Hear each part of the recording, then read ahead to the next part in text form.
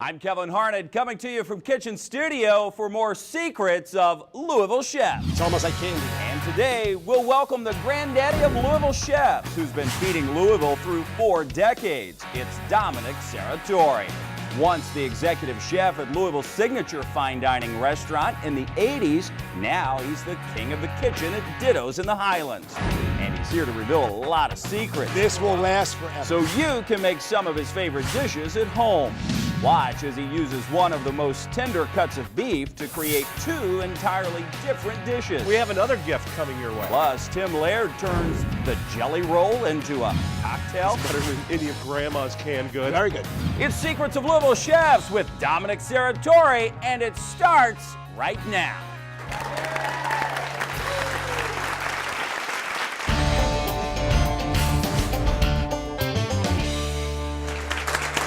Everybody, and welcome to Kitchen Studio. I'm Kevin Harned for more Secrets of Louisville Chefs. This is the show that takes you into the minds of some of Louisville's best chefs so we can reveal the secrets to their fine food so you can make it at home. In fact, he's one of Louisville's best chefs, and he's being seen with us today. Dominic Serratore is at the root of Louisville's blossoming culinary scene. He was the head chef at Casa Grisante in the 80s and helped develop many chefs known today and some of the tops in town. The guy we like to call the granddaddy of Louisville's cooking scene is with us today, and so is my co-host Tim Laird. Hello, Kevin. Tim, what about this?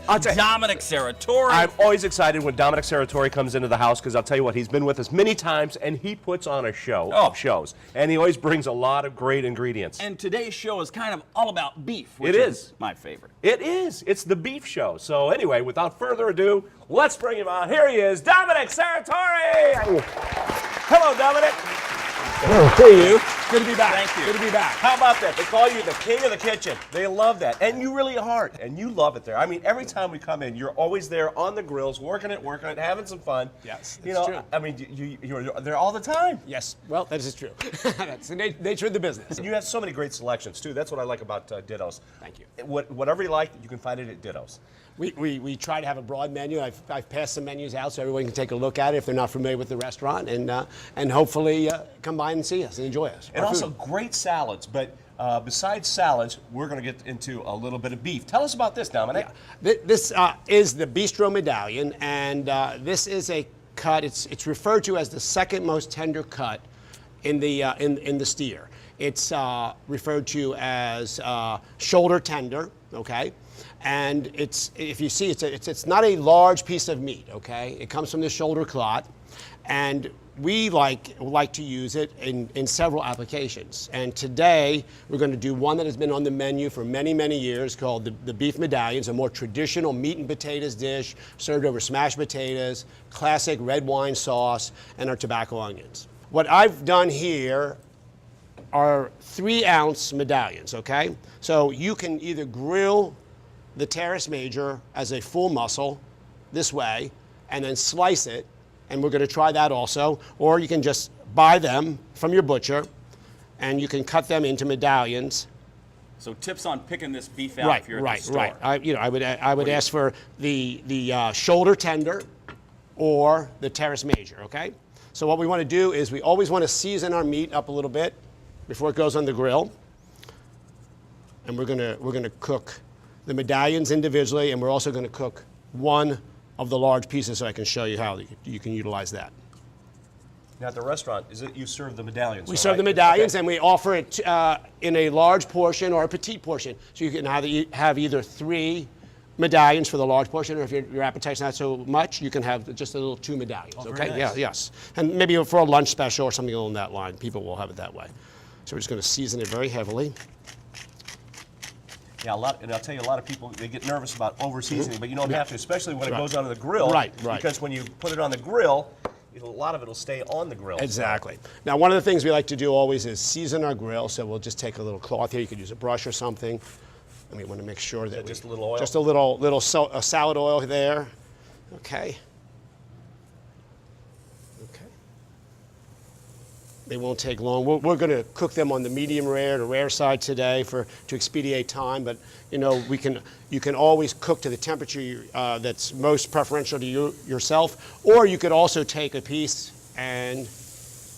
people who care for their meat well done, they could take that little medallion then and butterfly it, is referred to, and just open it up. So it'll cook at the same time. It'll cook. This is thinner, and but this may want to be for the individual that cares for maybe well done or medium well, and it'll cook a lot more rapidly.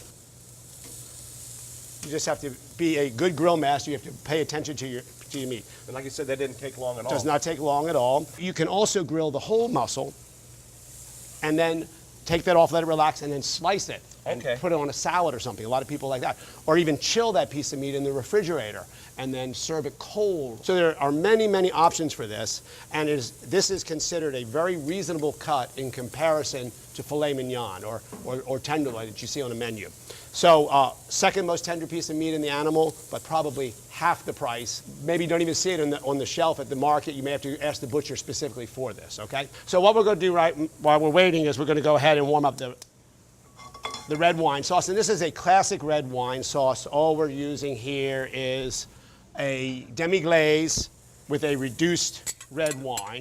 And again, you want to choose a wine that's not a high-end wine, but it's a wine that you may like drinking for your cooking. You don't want to always buy the cheapest red wine you can find, because that flavor does impair to the food. So what we're going to do here, we're just going to take some of the mashed potatoes. Beautifully mashed, by the way. It's still has some of that texture in it. Exactly. We don't want to. They're not totally whipped. They're just have a little bit of a texture. Looks like and what kind of seasoning do you have in that? And we always use a ranch flavor on our. It's been very, very popular at the restaurant. So it just imparts a nice, fresh flavor to the dish. Another secret reveal. Okay. So what I do for a large portion, just 3 medallions. And I'll go ahead and I'll put this more well done one. I'm just going to taste here, okay? Okay. Wow. We bathe it in the red wine sauce. That's a good bath. Look at that. It's great. That's my kind of bath right It is there. right there. And I retoasted our tobacco onions. I love these because These are onion serve these scrolls. on several things. Several Dominic. things. They've been a mainstay on our restaurant since day one. And I'll put them on anything from a sandwich garnish to a steak garnish. Some people will just eat a basket of these by themselves. That was me. There you go. Very simple. Wonderful. Dominic, that looks absolutely fabulous. What do you think, Kevin? Wow, it looks like it's good enough to eat. Somebody want to take a taste?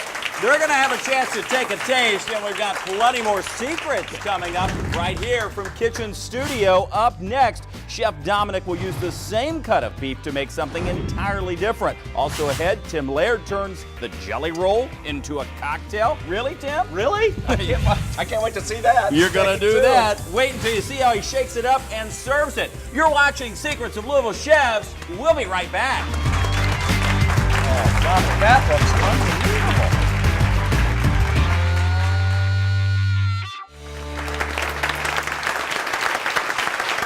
Welcome back to Secrets of Louisville Chefs. We have a great studio audience with us today, and we're learning from one of Louisville's best chefs, Dominic Serratori of Dittos up on Bardstown Road. If you've not been there, you know where it is now. And we're going to learn more from Dominic coming up, and Tim has a great cocktail. But before that, we want to take a taste with one of our great studio audience members. We want to ask you to take a taste from one of Louisville's best chefs. Go ahead. All right. The medallions of beef, the potatoes, the demi-glaze. That's better than Christmas. Better than Christmas in Texas. We like the way that sounds. Thank you very much. We appreciate that, and thank you for being here. This is yours, and we have more from Dominic Serratori coming up. I know, right? That's all right. No, just kidding. You well deserved. By the way, we have another gift coming your way. A jelly roll? A jelly roll. Tell us about this, Tim. It's a great cocktail. I love this cocktail. It's really easy to make. I start out with just a little bit of canning jar, just a little one. Starts out with tequila. This is going to be tequila based, so about 1.5 ounces of El Jimador. He's making this for you, Dominic. You better step over. That's right. This is, I've got one already for Dominic. Anyway, that goes in. Then 3 ounces of your sweet and sour mix. So really, it's kind of starting out like what would be traditional margarita. But I'm going to change this up a little bit, Kevin. And I found, you can use jelly in this, but whatever you want. This one it looked great because it's a jalapeno sangria jelly. I thought, well, sangria, jalapeno, that'll go with the tequila. It'll add a little sweetness to it.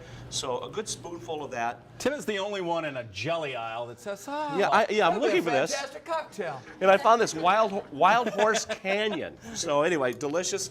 So what I do now is I'm going to add a couple of ice cubes to that. Then this is where it gets easy. Wow. Just want to put the lid on it. Boom. I don't need a shaker because like it comes in grandma's one. style right oh, here. it is. Can it. Yeah, I'll tell you what, this is better than any of Grandma's canned goods, let me tell you. It's just, but I just give it a good shake like that. There it is, the cocktail's ready to go. I've already made one for Dominic, so all right, there it is. All right, Dominic, here you go. You can give it a little taste test. What do you think? Cheers. Cheers. Here's to you, my friend. Thank you All very right. much. I have a feeling I may be finishing up here doing the cooking. Wow. What do you think? I like that. Isn't that delicious? It's refreshing, very refreshing. It's refreshing and still has a tequila taste to it. But you can use whatever sweetener or jelly you like and flavor it up. Peach, it would work, or some other ones. So Very good. Good job, Tom. delicious. Good Thank job. you. Thank Yes. you, Dominic. He's always thinking. Have you noticed that? I love it. I love it, Always yeah. doing something. I like it. Perfect. So what's next, Dominic? This is exciting. Well, next we're going to do the dish we talked about, which is a little bit of a fusion dish, a little bit of Asian, a little bit of Italian. We market it on our menu as the Asian noodles, and we'll start out by doing the reduction part, which is we're going to caramelize some sugar, okay? And we're going to start reducing our rice wine, okay? Now, I hate to tell you, you would think rice wine, cooking wine, would it be reasonable? This bottle of wine is $22, okay? So it is a little, can be on the costly expensive, side, yeah. okay? So just the nature, I think, because of the imported nature of the product, okay? So it's not as reasonable as some of the cooking wines Right. you think about, but, so we're going to get that going here. And we're going to use all 64 ounces here, or, half a gallon, okay? Now, if you make this sauce, will it keep This for a will while? last forever. I mean, you can make this production sauce, have it in your refrigerator, and it does not go bad. So might as well make a big batch of Make this. a big batch of it, and you can Perfect. just use it on any day you want to. Okay, now we're going to add oil and sugar. And we're going to make a caramel. And this will give the nice dark color. That's an interesting combination. And meanwhile, over here, we have puree of roasted garlic. And you see how the roasted garlic is over here. I just want to, we can pass that around, everybody can see how we pre-roast that garlic, then puree it. And what's great about that is, if you do that, you can actually put that on toasted bread as a little snack. And It's a great appetizer. It's just over, you can whip it into butters and use compound butters. Have your own garlic butter ready. Okay. So we're going to add rice wine vinegar. So not only rice wine, but rice wine vinegar. Soy sauce. The black Chinese vinegar. And the sriracha. This gives it the little bit of a bite. So not only do you have the sweetness, you have the bite in the sauce. I love sriracha too. It's another ingredient that goes on everything, from Exactly. eggs to whatever you want. So versatile. Sounds like that soccer player. It was something I used to have. In the early days when we first opened up, we had it on the table at the restaurant. It was all disappearing. I had to take it off the table. People weren't that familiar with it. So all the bottles would disappear. Dominic, while that cooks, we're going to take a quick break. When we come back, we're going to wrap up this beef dish. We have much more to share with you at home from Dominic Serratori of Dittos on Secrets of Louisville Chefs when we come back.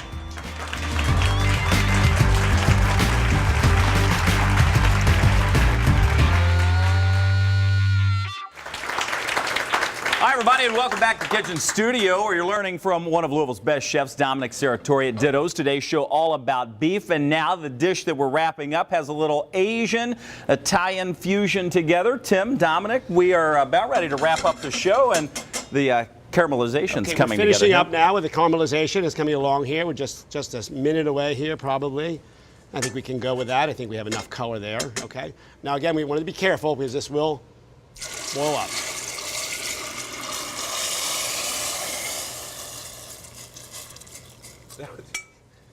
That was quite a show. Kind of exciting. Yes. And now that it actually coagulated when we put it in there. Everybody sees that, okay? And that will dissolve as the sauce reduces, okay? Oh, that's the sugar that kind That's of the bonded sugar. back together again? Right. It's almost like candy now. It looks like candy. Look at that. Yeah, exactly. Meanwhile, our sauce is reducing here. That will take a while, so I took the liberty to have some ahead of time. So I'm going to take about 3 ounces of the sauce we've made, okay?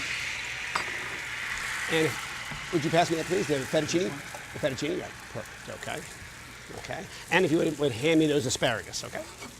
The ones that are peeled, yes, great. We're just going to throw these on the grill for a minute. In the meantime, at our break, Dominic was showing us how to take these asparagus, especially the big ones, and just kind of shave them down with a vegetable peeler. And that's why they're peeled like that. It takes all the string out. Takes all the stringiness the out of it. woodiness. Yeah. Now, one thing about this sauce is we want the noodles to absorb the sauce. So there actually is not going to be any of the residual liquid. It's all going to be absorbed into the noodles, okay? And that's what intensifies the flavor of the noodles. Then we're going to top them with fresh tomato basil, okay? So we have a little, it's like a little Italian salsa, if you will. We have yellow tomatoes, roasted garlic, olive oil, salt, and fresh basil. I have the ingredients there so you can see them. And that will add the moisture back into the dish. Okay? I like the combination of the red and the yellow tomato. Yeah. Looks great. The asparagus do not take long, and you can cheat a little bit if you want, and you can blanch them for a minute in boiling water before you throw them on the grill if you'd like to, just if you want to hurry along, okay? Even a minute in the microwave works. Even a minute in the microwave, exactly. So we're gonna take the large terrace steak, and we're gonna slice it to put around the dish. This looks good, doesn't it? Oh, it looks great. Look at this. Oh, beautiful. And so again, on the rare side, and you can cook it to any temperature you like, and you can also butterfly this whole steak if you like. This is exactly how I love it. Just There that you color. Well, it really is. I'm telling you. That's yeah, it. But what's yeah. nice is once you slice it, you can still put it back on the grill, Right, sliced, right. and it will really cook up quickly. Right, within a right. minute. If you have someone that would like the dish well done, and you could do half of this temperature.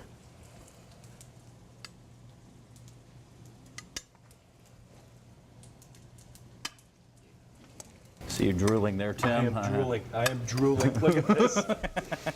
Just those noodles. Look at that. This is a vegetarian dish as it stands right here.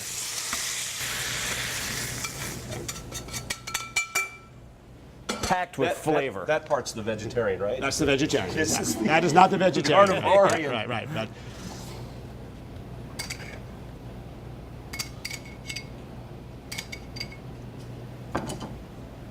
Gosh, that's beautiful.